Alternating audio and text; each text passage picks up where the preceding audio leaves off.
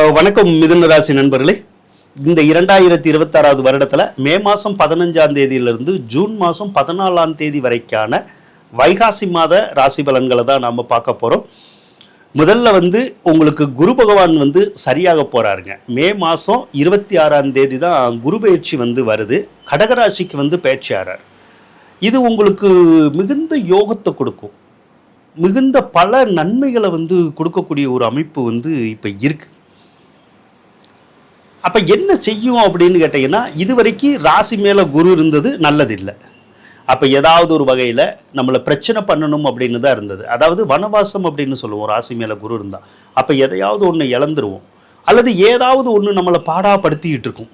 ஒரு சிலருக்கு பொருளாதார பிரச்சனை, ஒரு சிலருக்கு கடன் பிரச்சனை, வருமானம் இல்லாமல் ஒரு சிலருக்கு பிரச்சனை, வேலை இழப்பு, வீடு மாறுறது, ஊர் மாறுறது, அலைஞ்சு திரியறது, சோதனைக்கு மேலே சோதனை வர்றது, நோய் நொடிகளால் துன்பப்படுறது, இப்படியெல்லாம் செஞ்சிரும் ஏற்கனவே குரு உங்களுக்கு. இப்போ அந்த பிரச்சனையெல்லாம் உங்களுக்கு விலக போகுதுமே 26க்கு அப்புறம். அதுக்கப்புறம் குருனால உங்களுக்கு எந்த தொந்தரவுமே இருக்காது. 2 இடங்கள் அற்புதமாக இருக்கும். ஒன்று, வேலை சூப்பராக இருக்கும், நல்லா வேலை பார்க்கலாம், நல்லா சம்பாதிக்கலாம். தொழிலும் அப்படி தான், நல்ல சுயதொழில் செய்யலாம். சுயதொழில் நல்ல ஏற்றம் பெறக்கூடிய ஒரு அமைப்பு இருக்கும். அப்போ குரு நல்ல காசு பணத்தை கொடுக்கக்கூடிய கிரகம், கடன் காட்சிகளை தீர்க்கக்கூடிய கிரகம். வராத பணம் கைக்கு வர்றதுக்குடைய ஒரு அமைப்புகளை அந்த குரு தான் உருவாக்குவார். எப்படியோ பண பிரச்சனையை நமக்கு தீர்த்து வைப்பார். அதனால் பணப்புழக்கம் அப்படிங்கிறது கொஞ்சம் சரளமாக இருக்கும். கடன் காட்சி பிரச்சனையெல்லாம் கொஞ்சம் சால்வ் ஆகும். உங்களுக்கு குடும்பத்தில் இருந்த சண்டை சச்சரவு பிரச்சனைகள் எல்லாம் கூட குருபெயர்ச்சியாலேயே உங்களுக்கு தீரும் பாருங்கள். அதோட இந்த 11ல் வேற உங்களுக்கு செவ்வாய் இருக்கார். 11ல் செவ்வாய் இருந்தால் பூமி யோகம் அப்படின்னு சொல்லுவோம். அப்போ ரியல் எஸ்டேட் மாதிரியான துறையில் இருக்கிறவங்களுக்கு, அதே மாதிரி காவல்துறையில், இராணுவத்தில் இருக்கிறவங்களுக்கு எல்லாமே மிகுந்த யோகத்தை கண்டிப்பாக கொடுப்பாரு. மருத்துவத்துறையில் இருக்கிறவங்களுக்குமே இந்த மாதம் ரொம்ப நல்லாயிருக்கும். சனி வேற 10ல் வந்துட்டார். அப்போ வண்டி வாகனங்கள் வாங்கி கொடுக்கக்கூடிய ஒரு அமைப்பை சனி பகவான் பண்ணுவார், அல்லது ஏதாவது ஒரு சொத்து பத்துக்களை வாங்கி கொடுக்கக்கூடிய ஒரு அமைப்பை அந்த சனி பண்ணுவார். அதோட புதுசாக ஒரு சிலருக்கு தொழில் தொடங்கணும் அப்படிங்கிற எண்ணங்கள் வரும். தொழில் தொடங்கணும்னா இரும்பு சார்ந்த தொழில்கள் தொடங்குற மாதிரி வரும். அந்த மாதிரி எதுவும் பண்ணுறதா இருந்தால் நீங்கள் தாராளமாக பண்ணிக்கலாம். அது உங்களுக்கு நல்லா கை கொடுக்குங்க.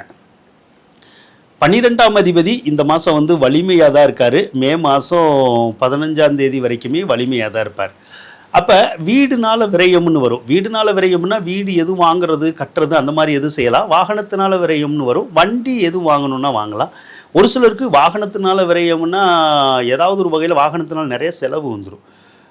திருமணத்தினால விரயம்னு வரும். திருமணத்தினால விரயம்னா உங்களுக்கோ உங்கள் வீட்டில் இருக்கவங்களுக்கோ யாருக்காவது திருமணம் நடக்கலைன்னா அந்த திருமணத்தை நடத்தக்கூடிய ஒரு அமைப்பு இந்த மாதம் இருக்கும்.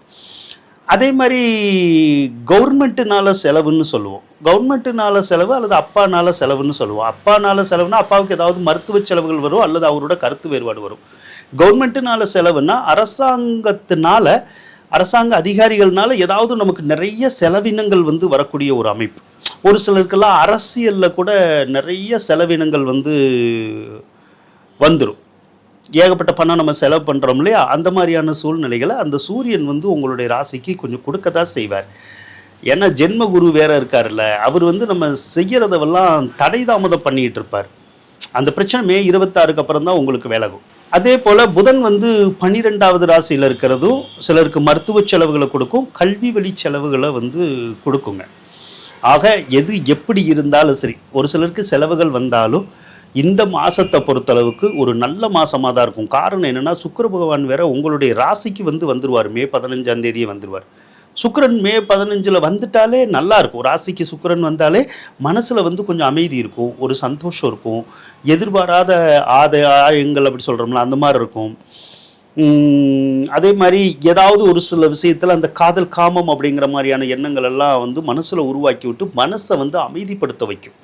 ஒரு மாதிரி கவலைகள் கஷ்டங்கள் இப்போ இருந்தாலும் மனசு சந்தோஷப்படுற மாதிரியான விஷயங்களை அந்த சுக்கிர பகவான் கண்டிப்பாக கொடுப்பாருங்க. அதே மாதிரி ராசி அதிபதி வேற உங்களுக்கு இந்த மாதம் ஆட்சி பெறுவார், புதன் பகவான், மே 26ஆம் தேதி. அப்போ நல்லா இருக்கும். ராசி அதிபதி ஆட்சி பெற்றாலே நாம் சொல்கிறது தான் எந்த ஒரு காரியமும் நடக்கும். அதே மாதிரி நாம் செய்கிறது தான் எதுவாக இருந்தாலும் மற்றவங்க யார் எது சொன்னாலும் நம்ம வந்து கண்டுக்க மாட்டோம், செய்யவும் மாட்டோம். நம்மளுடைய தனித்திறமை அப்படிங்கிறது வந்து வெளிப்படும். அதனால் இந்த வைகாசி மாதம் அப்படிங்கிறது உங்களுக்கு ஒரு அற்புதமான மாதமாக வந்து கண்டிப்பாக இருக்குங்க. வாழ்த்துக்கள் நண்பர்களே.